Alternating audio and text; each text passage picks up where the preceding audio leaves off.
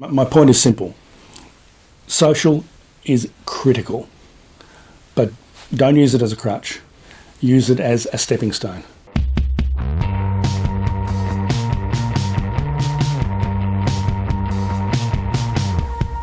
Welcome back, Tony. Thanks, John.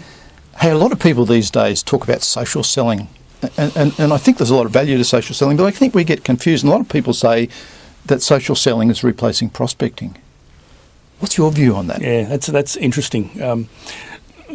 Let me start with social selling.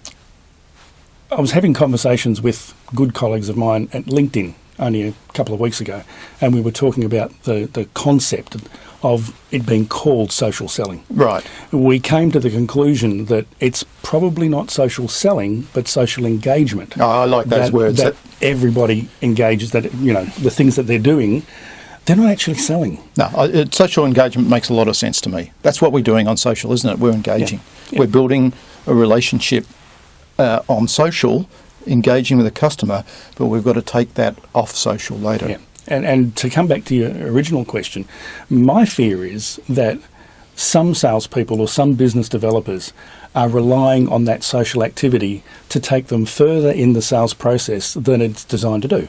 Okay, yeah, and I understand the risk associated with that. And that's really what I want people to think about is, there is a time when you just have to pick up the phone and call someone and have a conversation and get face to face and take that engagement to the next level. So when is that time? When's the right time to jump off social and start doing face to face? That's a tougher question. And if you're an astute salesperson, you'll be looking for the trigger points. Triggers, the old triggers, yep. Yeah, and there'll be triggers that will work in, early in some engagements, and it'll take a lot longer in other engagements. But when you are with someone in an organisation at that social engagement level, and they're responding to the things that you're posting, they are engaged with you. They're starting to ask you questions. Right? And that involvement is there. That's the time when you might say, okay, here's a trigger. Is this the right time? You evaluate it and say, okay, let's pick up the phone, let's talk, let's take that engagement to another place. Okay, so are you saying you don't prospect on social media? I'm saying that prospecting includes social media.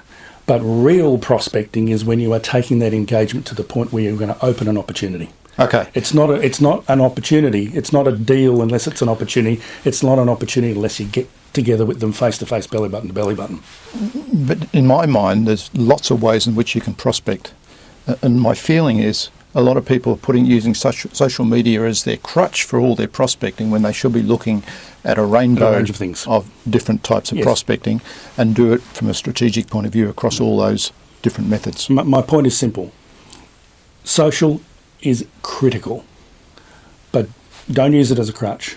Use it as a stepping stone. Part of your overall strategy. Absolutely. And know when to move from social and engage face to face. Or all you'll ever be doing is staying on social. And you don't make money there. Oh, absolutely not. And you don't sell on social. Yeah.